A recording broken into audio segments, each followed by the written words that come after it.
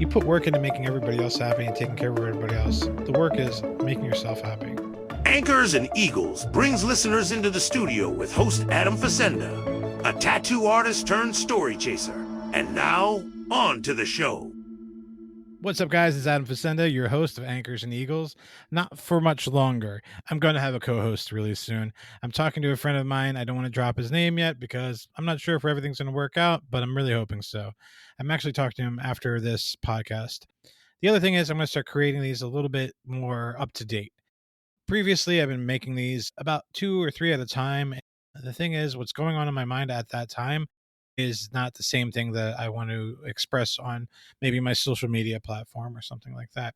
So I'm going to stay more current and I'm going to get more involved with all types of different topics. So what I'm hoping with the person that I'm bringing on, I feel that a lot of the things that we have in common will help with the podcast and bring a little bit more conversation between 2 people or 3 people or 4 people to the podcast. On top of that, I've known this guy a very long time. I respect him very much, and his wife, and I believe that she might be joining us as well as a producer, which is really exciting news for me. I'm very, very excited about that because through the journey of mental health and stuff, I don't know about you guys, but I always feel alone.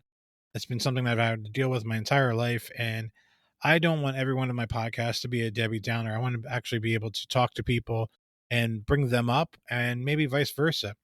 The gentleman that I am bringing in as a co-host, and we've known each other for years. Literally met in the streets of Fort Lauderdale, and when I say the streets, I do mean the streets of Fort Lauderdale.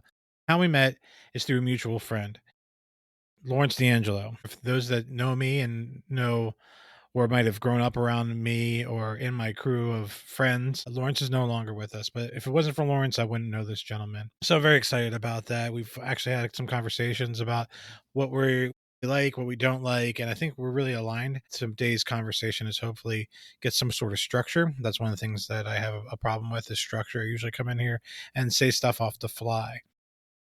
So this podcast is going to be very short. I'm just giving you guys a little bit of an update of what's going on. On top of that, there's some things that I wanted to touch on what's going on in the world right now. For me, business has been slow. And I feel like that is everywhere I go in Fort Lauderdale. And it's making me really value more of the time that I have versus the time that I don't have. And what I mean by that is I'm usually freaking out if I'm not doing something, especially tattooing. I love tattooing. It's the one thing that's has saved my life over and over again. What I mean by save my life is giving me direction. And I'm trying to find new direction in my life, not without tattooing, but not solely with tattooing. And I don't know if any of you guys have ever had this feeling like the it just feels like you're doing the same thing over and over again. Wake up, brush my teeth, get a shower, go do this, go do that. Go to work, come home, rinse and repeat. And I think when we're younger, everything's just so exciting and there's so many possibilities. And as we grow older, we feel like we need to just fall into that same routine as our parents did. Like this wake up, go to work, go to bed, wake up, go to work, go to bed, go on a vacation maybe once every few years. I don't want to be that person. I've always been a person that's really like just kept moving. I've always had a lot of drive. And recently I felt like I haven't had that much drive. Now, I used to be on testosterone therapy, and I know that helped me out a lot with my drive. I'm not on it anymore. I debate on going back onto it. It's not the cheapest thing to do. I do have a friend that takes care of me on that. I do know there's a lot of benefits from it. I've experienced it myself, and this is why my debate is now here where maybe I should be taking it again. I started taking it when I would say my late 30s, and it gave me so much drive. But then I also thought, man, I'm still young, so like there was nothing to really compare it to. Now, I was also drinking a lot and stuff like that, so that was probably one reason why I wasn't feeling the total benefits of testosterone. Now I can see like some days I just want to get out of bed, I don't want to do stuff. And in turn for me to make that happen for myself, I always have to have a goal. And now I'm finding myself falling behind on these goals that I want to achieve. Now I know there's a lot of people out there that'll say, Adam, you can get your testosterone levels up. I'm 50. And science even says it's really hard to turn around naturally, but I'm going to try to do that. But if you're in a slump in life, I think it's mental as much as it is an imbalance of your hormones. I mean, sorry, ladies, if you're listening, when you've been around women, in a relationship with women enough as an outsider, as a man looking at a woman going through all their cycles of, the whole female stuff, and then you get older and you start reflecting like, hey man, start recognizing days that maybe I'm not as happy. Maybe I'm really grumpy today. And it's not just because I'm hungry. I think this comes with lower testosterone because as your testosterone drops, and if you've ever messed with testosterone, your estrogen rises and you'll take testosterone, testosterone will rise, but the estrogen doesn't disappear. It stays at that level. So as you grow older, these testosterone levels will really mess with you. I know working out helps keep that at bay, but there's only so much you can do. I want to stay positive. I want to stay active. I think everybody should stay positive and active. I'm not as active as I was. I'm trying to get back into it, but every day I try to do at least 5,000 steps. That helps out a lot. Where I want to go with this is there's no definite to anything. And let me explain that. It's not you do this one thing and it's gonna work. You're gonna have to try multiple things. I have friends right now I'm so proud of that are like still doing jujitsu like 20, 25 years later. Like that's amazing, you know. But there's not one thing that is a cure all.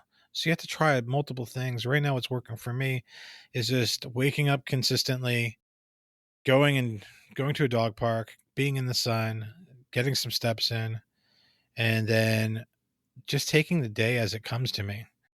I used to be someone that was so stressed all the time. I'm not saying that I'm not stressed. Every first of the month, I'm stressed. I'm so stressed. Owning a business is very difficult, especially when times are not optimal to making money. This is our considered a slow season. I'm making this recording in October right now, and we're right on the cusp of getting some more business in through my shop. Where I'm located at, they have the opportunity for tourism. So it starts next month, and I am going into it this year so much better than previous years from not only from being sober, but being more aware of myself. And if you're a person, I don't care what age you are, becoming aware of yourself is the hardest thing to do because no one gives you the cheat code, right? And no one knows you. You don't even know you, right? But you're trying to be this person and trying to be this person for everybody else. And I don't know, maybe I'm just speaking for myself, but you try to be a person for everyone else except for yourself. And after a while, you just don't even know what you need as to be yourself or what yourself needs to be happy. Gary V once said, and I've been hooked on him ever since, don't you want to be happy? You get one life to live. Why don't you want to be happy? And that's stuck in my head. And I was always worried about somebody else's happiness. I mean, literally, look what I do. I'm a tattooer. I try to make people happy every day. It's almost unbearable how much energy I put into other people, their happiness, and I'm concerned about their happiness. And then I go home and I take care of my dogs and I worry about their happiness. And then after a while, it just beats down on you. Like, when do I get to be happy? I used to think happiness was going out getting drunk and or getting into fist fights. That was when I was younger. Then the next part was like chasing women, and then what's fun for me is like just drinking.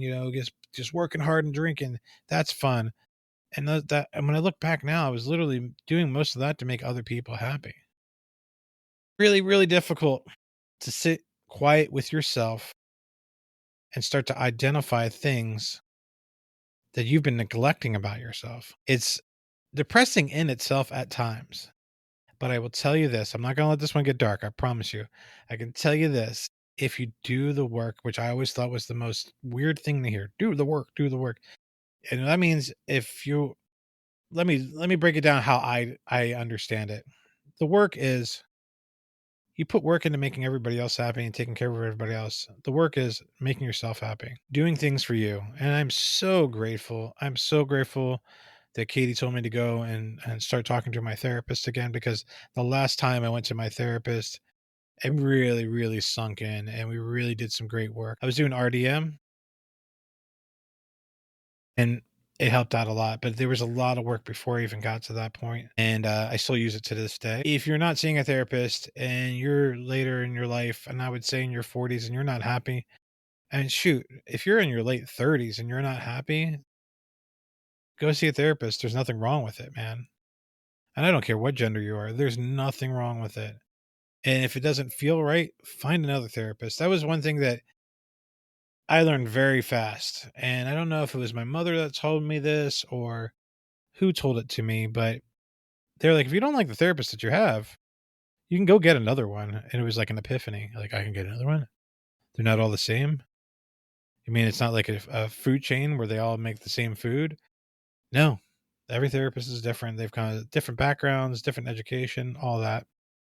And getting diagnosed is a huge part of it, right? So when you start seeing a therapist, if they're not trying to give you, there's a test that they give you, and I can't remember the name right now off the top of my head, but there's a test they give you, and they can kind of figure out where you're at. You know, that's how we came up with the complex PTSD that I have, and it's worth it because why not be happy?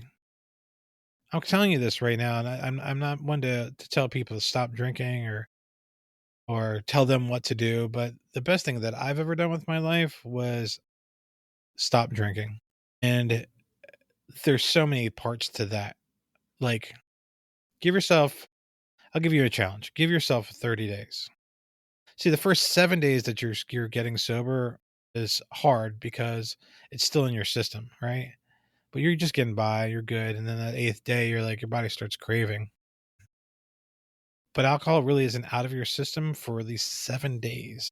I believe it is. So on your 8th and 10th day, now you're sober. There's no alcohol in your system. And if you are drinking a weekend warrior, you literally live with alcohol in your system the whole time. So give yourself 30 days, no drinking, 45 days. Really test yourself. You're going to go through some sugar withdrawals, which is insane. But most of all, you're going to start experiencing life sober in the beginning, and you're going to really start seeing how much easier it is to do stuff like get up and go to work or meet up with your friends or just be present for the people that you love. And it becomes contagious. Say 15 days into it, it feels even better because you're not thinking about drinking as much. There's no real issues yet, right? And then I would say 21 days into it starts getting a little bit rough. You just got to keep your mind on that goal of 30 days. And what I would suggest to you is write down a list of complaints the day that you decide to stop. Like complaints about anything, yourself, the world, whatever you want to make complaints about. Seal it up, put it in an envelope, don't open it up until your 30th day. When you are done your 30 days, open up the envelope, read what you wrote, and reflect on that. That's going to be a huge change or shift in your mindset. I know for me, personally, it has to be proven. And a lot of people tell you, hey, do this, do that, blah, blah, blah. And you're like, yeah, whatever. I don't believe you. You can be right now, you can be like, I don't believe you, Adam, at all. But I tell you what, you make this letter on the 30th day, you open it up and you see if you still have those same complaints. See how your mind has changed a little bit just within 30 days, 45 days, whatever you want to do. And I guarantee you're not going to be like, oh, this was dumb. I should have been drinking for those 30 days. You're going to feel better. You're going to be more clear-minded. You're going to be available for your people that love you or your employees or your boss, because there's nothing wrong with working hard either. Let me tell you what, I'd rather be an employee at times than a boss, because being a boss completely sucks. Give it a try. The worst thing that'll happen is you'll have extra money from not going out and drinking. Maybe write that down too. Write down how much you've been spending at a bar or just buying a 12-pack here and there. And for that month, see where you're at. I guarantee you'll be really surprised, not only who you are, but how healthy you'll become. And on top of that, the money that you'll have. Maybe some of those notes that you write down in that letter will be, I'm so sick of being broke. How come I never have money? Always struggling. No, depending on how much you drink, you might have a lot of money. You might have a little bit of money. But give it a try, please. And whenever it works for you, let old Uncle Adam over here know. Because I do want nothing but happiness and love and prosperity for everyone I know. As crazy as that sounds, For me, being who I used to be, if you knew who I was, you would never even expect these words to come out of my mouth. I hated the world. I hated it. I wanted to see the world burn down. That was my mindset as a young person. And now, as an older person, I just want to enjoy life. I want to enjoy the people that I'm around. And I want to be around good people, you know? So if you're listening to this and you're not sure, you're thinking about maybe cutting back or anything like that, there's a bunch of different tools. There is a thing called Reframe. It's an app. I don't work for them. I don't even use it. I just know people that do use it. I think it's brilliant. I think it's amazing. That can help you, and it counts your days. It does all these wonderful things. There's a bunch of apps out there that'll help you just understand sobriety and stuff like that. If you don't want to go to AA or NA, whatever you want to do, it's hard to stop drinking on your own. It's hard to stop using on your own, but it's worth it. There's so many tools out there and so many things to help you with your vices that you'll look back on your life and be like, man, why didn't I start this sooner? Just like going to the gym the first time. You go to the gym, the next day you feel great. Like, why did I stop going? I stopped going months ago and I still think about it every day. I guess that's cute that I need to go back to the gym. But anyway, yeah, so I wanted to leave something more positive on this podcast. Believe in yourself. If you don't believe in yourself, I bet you there's somebody in your life that does believe in you. And actually, I know there's one person in this life that definitely believes in you. And maybe you just haven't connected with them in a long time. Give it a try. From now on, all the podcasts will be dropped on Wednesday for Anchors and Eagles, unless we change or add more to them. They will be filled with other topics other than self-help or mental health. I'm sure I'll always squeeze something in there like that. But most of all, I just want you guys to enjoy the podcast. Keep following. Let your friends know about it. And follow us on Instagram. And if you have any questions or you need any help, you can always reach me at the Instagram. And if you have my number, please give me a call. I want you guys all to live the best life that you possibly can. I don't care about your gender. I don't care about what side you are politically or if you're down the middle. I don't care about that. I care about humans. I care about you. I care about you listening and getting value from what I'm saying. I want you to be happy. Don't you want to be happy? Thanks again, guys. This is Adam Facenda from Anchors and Eagles, and we'll be seeing you soon.